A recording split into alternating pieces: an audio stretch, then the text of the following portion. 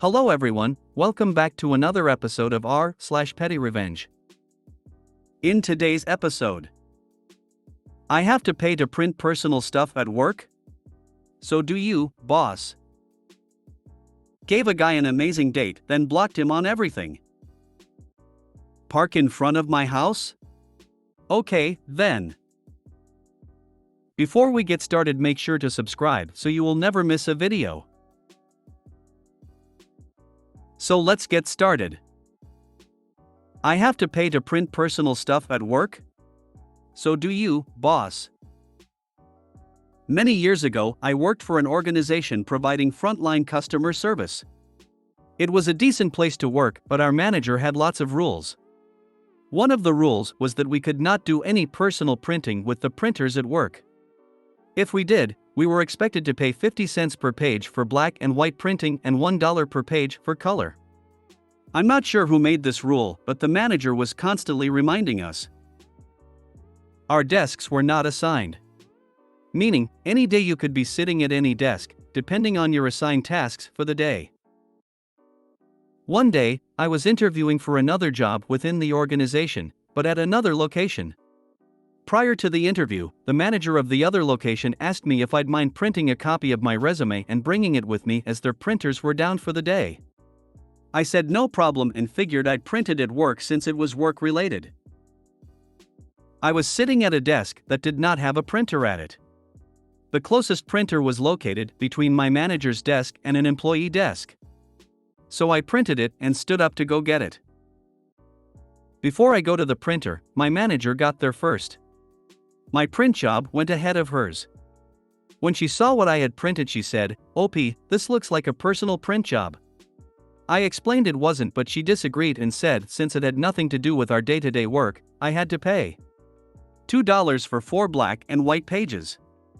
I begrudgingly paid up. I asked her what happened to the money, and she said she always put it in the Christmas party fund. All right. A few weeks later, I was sitting at the desk with the printer at it. It was lunchtime and everyone except my manager agreed to go to a nearby restaurant for lunch. I had walked out our building and realized I forgot my wallet. So I quickly ran back in to get it. When I got to my desk, I could hear the printer going.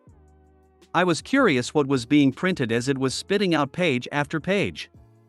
I quickly glanced at the pile and saw at least 100 pages printed in color, announcing a Sweet 16 for Trista, our manager's daughter. It very obviously belonged to my manager. My manager came out of the bathroom a moment later and seemed shocked to see me standing there. I picked up the pile and passed it to her and told her our Christmas party fund was going to be getting a big boost. She said nothing but looked really uncomfortable. A few weeks later, our district manager made his quarterly visit. He talked about the upcoming Christmas party and how excited he was for it. I decided it was time for some petty revenge. I raised my hand and said, "Just wondering how much we've accumulated this year for the Christmas party from print jobs?" He looked so confused and asked me to explain what I meant. So I told him our manager's rule. He got really quiet and said he'd have to review this. The next day my manager sent an email saying the printing rule was something she was misinformed on and would be abolished immediately. Me, being the little shit disturber I am, hit reply all and asked what would happen to the already accumulated funds. Someone else said we should have a nice healthy fund for a pizza lunch and everyone agreed. The next day I hear my manager ordering 10 pizzas for lunch. Also used her own personal credit card to pay for it all. Do I think she was pocketing the printing money all along? Absolutely. But it was fun making her sweat and then having to spend nearly $300 the next day to make up for it. Edit, $30 for a large pizza is very standard where I'm from. I ordered a pizza for supper last night and with tax, tip and delivery I paid $36. Our manager ordered us pizza from Boston Pizza, Canadian chain. Google them and you'll see their prices. OP is an absolute freaking legend. These are the stories that get me through the workday. Yes. Like, I was stalling to go clean the bathroom, but now I'm feeling so vindicated on their behalf that I felt invigorated. Got a boost of energy. Absolutely print-worthy, but check your work policies personal usage. A pizza party that was actually worth it lol. I mean, if she was pocketing the print money all along from her employees, that's major theft and she should fired and prosecuted. This exactly. Boss lady should consider herself lucky that she got through that with her career still intact. $300 is a small pittance compared to what could have happened. This is what I think too. ESP, since the district manager brought it up, I bet it's already part of the corporate budget and funded by the company, not the print jar money.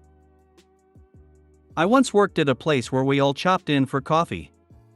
I don't remember how much we were asked to chip in, but when I joined I did the math and we were paying twice what the coffee cost. The manager who picked it up said I do go pick it up at Sam's Club. So I pointed out that not only was he going there anyway, but he was charging so much he could buy 4 Sam's Club memberships a year. I volunteered to do it for the cost of coffee plus 1 membership a year since I didn't have one. That same manager said I was being greedy. The best part was it wasn't even good coffee, it was Folgers or some shit, he just got it in a bigger can. This is the sort of MC success that keeps me subscribed. Your tale shall be sung in the finest beer halls and bowling alleys, OP. Gave a guy an amazing date, then blocked him on everything. Years ago, I, 32M, went on a date with a guy named Wes, 33M, but he eventually stopped contacting me. Fast forward a few years and a 60 pounds weight loss, I matched with Wes again on a dating app. After talking to him for a while, I realized he did not recognize me. This is where my revenge plot began. After weeks of planning, we set up a date. I was extremely sweet and affectionate. Even got his pets to love me. I also spent the night and doting on him. He was into me after just out one interaction. Then, I disappeared, blocking him on everything. He tried reaching out to me through blocked numbers and multiple social media accounts, but I just laughed it off. Incoming Wes Reddit post asking for advice. With mandatory, why does this always happen to nice guys? I mean, did he ever know it was you? Probably not, but he learned what it feels like to be ghosted. Revenge for what? People are allowed to stop contacting you. This is weird. Years ago, you went on one date with Wes. After that one date, he didn't ghost you. You say he eventually stopped contacting you. So, he was still making an effort to talk to you. How is it revenge that you ghosted him? I thought I was reading AITH here. I see no revenge and all I hear is insecurity. Grindr logic isn't inherently rational.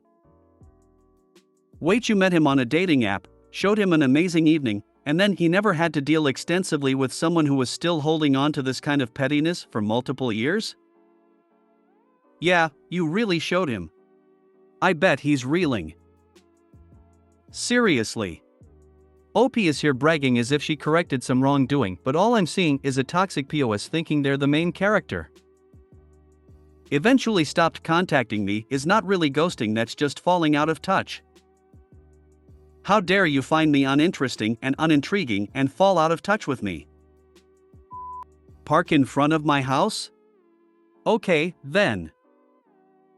It's been about a decade since this happened. I live on a street where some houses have driveways, but some of us don't and we have to park in the street. We had just enough room to park our 2 vehicles in front of our house. A new neighbor moved in across the street, I'll call her Brittany. Brittany had a tiny Prius and parked in front of our house a lot, she didn't have a driveway. The space in front of her house was almost always empty when this happened. At the time, I had a toddler and a newborn and getting them into the house was a pain when I had to circle the block and park on the other side of the street, hauling the car seat in one hand while juggling a diaper bag, groceries, and a toddler that hadn't developed a sense of self-preservation yet. The thing that got to me was that there would be plenty of space for 2 cars to park, but Brittany couldn't be bothered to pull forward or scoot back. She usually parked right in the middle so no one else could park near her car. One day, I had had enough. I hauled the baby, the stuff, and the toddler up to her porch and knocked politely on her door.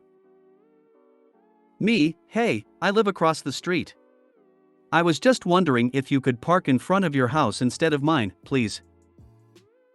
Brittany, that's, like, really inconvenient for me to drive around the whole block just to park. Me, I know. But, as you can see, gesturing to the circus at my feet, I have my hands full. It makes it harder when you park in front of my house. Can you please try parking in front of yours instead? Brittany, look, I'll just park where I want. There's no assigned spaces. Door slam. Oh, it was on. I wasn't sure what my revenge would be, but I knew it would be coming. The opportunity came a couple days later. I came home and my spouse was already parked in front of her car. But lo! The next door neighbor wasn't home yet. I could park behind her. I'd have to scoot up to make sure there was enough room for my other neighbor. They were innocent in all this. So I pulled up behind them and checked the space. 2 feet of room. Back into the car, 2 inch forward some more. Checked again. Still had a good foot. I kept doing this till there was literally inches between our bumpers. And here's the thing, I had 2 cars at my disposal now whereas she only had 1. So into the spouse's van I go to inch backwards until they were only inches from kissing bumpers. Perfect. Point of note, both of my vehicles were old, scratched, and beat up. I probably wouldn't notice another dent in them.